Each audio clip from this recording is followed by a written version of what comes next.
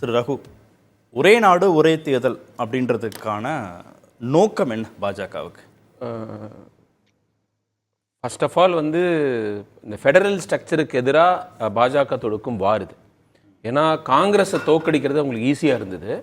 Regional பார்ட்டிஸை வந்து அவங்க வந்து தோக்கடிக்கிறது ரொம்ப கஷ்டமாக இருக்குது. மம்தா பானர்ஜி நம்ம டிஸ்லாட்ஜ் பண்ணிடலாம்னு நினச்சாங்க, முடியல.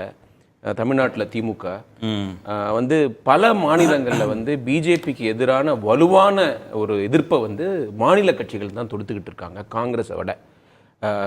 ஹிந்தி பேசும் மாநிலங்களில் காங்கிரஸை வந்து ரீப்ளேஸ் பண்ணுறது அவங்களுக்கு ஈஸியாக இருந்தது, கம்ப்ளீட்டாக ரவுட் பண்ணிட்டாங்க. பட் வந்து இந்த ரீஜனல் பார்ட்டிஸ் வந்து ரொம்ப உக்கிரமாக போராடுறாங்க. அவங்கள காலி பண்ணுறதுக்கான ஒரு திட்டம் இது. ஒரே நாடு ஒரே தேர்தலுக்கும் மாநில கட்சிகளை பலவீனப்படுத்துறது பிரசிடென்ஷியல் ஃபார்ம் என்ன சம்பந்தம்? பிரசிடென்ஷியல் அதிபர் முறை தேர்தல் அதை நோக்கி போயிட்டு இருக்காங்க. இப்ப திரு மோடியே தன்னுடைய கெரியர்ல முதல் முறையா மெஜாரிட்டி இல்லாம ஒரு கவர்மெண்ட்டை ஃபார்ம் பண்ணியிருக்காரு. குஜராத்ல எல்லாம் மேசிவ் வின்னு, இதுல 2014 வந்து மெஜாரிட்டி, அப்புறம் 19 அதை விட பெட்டர் மெஜாரிட்டி கிடைச்சிது. இப்போ வந்து மெஜாரிட்டி இல்லாத ஆட்சியை அவர் நடத்திக்கிட்டு இருக்காரு. ஸோ அவங்களுக்கு கிளியர் கட்டாக தெரிஞ்சிருச்சு பிஜேபி ஆர்எஸ்எஸ்க்கு. ஒரு இப்போ மோடி மாதிரி ஒரு பாப்புலர் ஃபேஸே, whether you like him or not, அவர் ஒரு எலெக்ஷன் வின்னிங் மெஷின் மாதிரி இருந்தார். அவராலேயே மெஜாரிட்டி வாங்க முடியல. கோயிங் ஃபார்வர்டு இன்னும் கஷ்டமாக போகுது. ஏன்னா மோடி அளவுக்கு பாப்புலரான லீடர் வந்து பிஜேபி ரேங்க்ஸில் இப்போதைக்கு கிடையாது. அப்போ அதெல்லாம் அவங்க சிந்திச்சு தான் இந்த ஒரே நாடு ஒரே தேர்தலை வந்து முன்னெடுக்கிறாங்க. கப்பிள்டு வித் திஸ், நீங்கள் டீலிமிட்டேஷன் வந்ததுன்னு வச்சுங்களேன், அது வந்து உங்களுக்கு ஒரு டபுள் எட்ஜ் ஸ்வார்ட், அது இருமுனை தாக்குதல் அப்படின்னே சொல்லலாம். அது வந்து மோர் ஆர் லெஸ் வந்து பிரசிடென்ஷியல் ஃபார்ம் ஆஃப் எலெக்ஷன். பார்க்குறவங்களுக்கு என்ன தோணும், மக்களுக்கு என்ன தோணும்னா, எலெக்ஷன் எப்போ வந்தா என்ன, எப்படி வந்தா என்ன, மக்களுக்கு நல்லது செஞ்சுருக்கிறாங்க, நல்ல வாக்குறுதிகள் கொடுத்துருக்குறாங்க, நல்ல கட்டமைப்போடு பலமாக இருக்கிறாங்க, நல்ல கூட்டணி அமைச்சிருக்கிறாங்க, பிரச்சாரம் நல்லா பண்ணுறாங்க, அதில் ஜெயிக்க போகிறாங்க, அப்படி தானே? Survival to the fittest. BJP ஏதாவது பண்ணாங்கன்னா அது உள்ளார பின்னாடி வந்து அது உள்ளார வந்து ஒரு சதி திட்டம் இருக்கும். அதே மாதிரி தான் இது. நீங்கள் வந்து குரங்கு ஆபத்தை பிச்சு கொடுத்து இது எப்படி ஈக்குவலாக வரவே எப்படி தோணுதுன்னா, இப்போ நீங்கள் அதான் நீங்கள் சொல்கிற அந்த உதாரணத்துலேருந்து தான் என்ன கேள்வி வருதுன்னா, ஒரே நாடு ஒரே தேர்தல் வந்தால் அது பாஜகவுக்கு மட்டும்தான் லாபம், வேற யாருக்குமே லாபம் இல்லைன்னு பேசுறது தானே எதிர்கட்சிகள். அது ஏன் அப்படி சந்தேகப்படுறாங்க? ஏன்னா அதாவது இப்போ அவங்க தேர்தல் ஜனநாயகம் தானே, எலெக்ஷன் கமிஷன் தானே. அவங்க வந்து இந்த ஒரே நாடு ஒரே தேர்தல்னால கிடைக்கக்கூடிய பெனிஃபிட்ஸ் அவங்க சொல்றதை பார்த்தா கேட்கும்போது ஆஹா செலவு மிச்சமாகுது, எலெக்ஷன் மோட்ல கண்டினியூஸாக இருக்க வேண்டாம், மாடல் கோட் ஆஃப் கான்டக்ட் வந்து வருஷம் ஃபுல்லாக இருக்காது, இந்த மாதிரிலாம் தோணும். ஆனால் நீங்கள் த்ரூ ரிஃபார்ம்ஸ் இதெல்லாம் அட்ரஸ் பண்ண முடியும். மாடல் கோட் ஆஃப் கான்டக்ட் பிரச்சனைனா அது நீங்கள் எலெக்ஷன் கமிஷனோட பேசி அதை நீங்கள் வந்து சரிப்படுத்த முடியும். ஆனால் அவங்க அதை செய்ய முனையவே இல்லை. நீங்கள் எலக்ட்ரல் பாண்ட்ஸே எடுத்துக்கங்க, அது வந்து சுப்ரீம் கோர்ட் வந்து அன்கான்ஸ்டியூஷனல் சொல்லலைன்னா இன்னி வரைக்கும் கண்டினியூ ஆகிட்டு இருக்கும். அது குவிட் ப்ரோக்காக பயன்படுத்திக்கிட்டு இருப்பாங்க, பிளாக்மெயில் பண்ணுறதுக்கு அவங்க யூஸ் பண்ணிக்கிட்டு இருப்பாங்க. இவங்களா ரிஃபார்ம்ஸ் கொண்டு வர போகிறாங்க. அப்புறம் எலெக்ஷன் நடக்கிற செலவு இருக்குது பார்த்தீங்களா, நம்மளுடைய பொருளாதாரத்தில் அது மினிஸ்கியூலுங்க. அது வந்து கவலைப்பட வேண்டிய அளவுக்கே கிடையாது. ஏற்கனவே வந்து நீங்கள் மெஜாரிட்டியை இழக்கும் சட்டமன்றங்களில் வந்து ஆளுங்கட்சிகள் வந்து கண்டினியூ ஆகிறாங்க.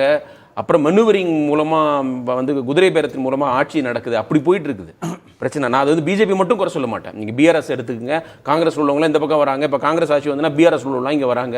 அந்த கட்சி தாவல் தடை சட்டம் இருக்கா இல்லையான்னு தெரியல.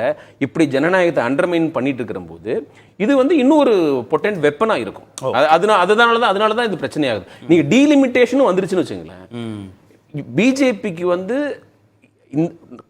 நாடு முழுவதும் அப்பீல் ஆகிறதுக்கான லீடர் வந்து இப்போ மோடி இருக்கிறாரு.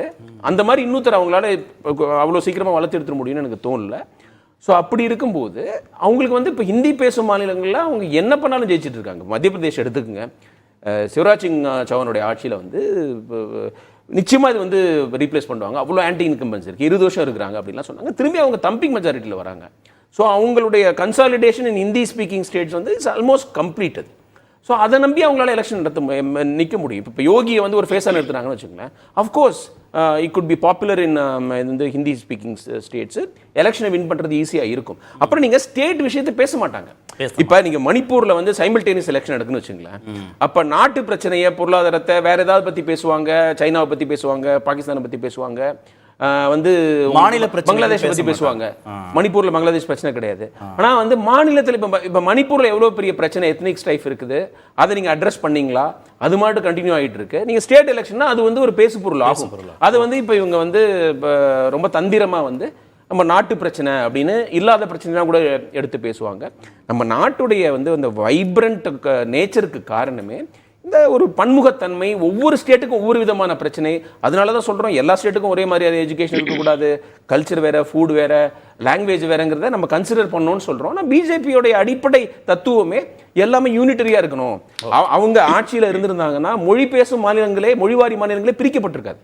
ஏன்னா இந்த மாதிரி ஒரு ஃபெடரல் ஸ்ட்ரக்சரே நாட்டுடைய ஒற்றுமைக்கு எதிர்ன்னு நினைக்கிற ஒரு தத்துவத்தை அடிப்படையாக கொண்ட கட்சி பிஜேபி. அவங்க இந்த மாதிரி ரிஃபார்ம்ஸ்லாம் பற்றி பேசினாலே நம்ம சந்தேக கண்களோட பார்க்க வேண்டியிருக்கு. அவங்க வந்து அவங்க ஆட்சியை பவரை கன்சாலிடேட் பண்ணுறதுக்கு எடுத்திருக்கிற ஒரு முயற்சி அப்படி தான் நம்ம பார்க்கணும். பட் நீங்கள் வந்து 2/3 மெஜாரிட்டி வேணும். இதில் வந்து லோக்சபாவில் 360 சீட்டுக்கு வேணும், 60 சீட்டுக்கு மேலே வேணும். ராஜ்யசபாவில் 160 சீட்டுக்கு மேலே வேணும். இப்போதைக்கு ரெண்டுமே அவங்களுக்கு இல்லை. அதனால இது நிறைவேறதுக்கான சாத்தியக்கூறு குறைவுங்கிறது நம்மளுக்கு ஒரு ரிலீஃப். நிகழ்ச்சியின் இப்பகுதியை இணைந்து வழங்குவோர் V-Guard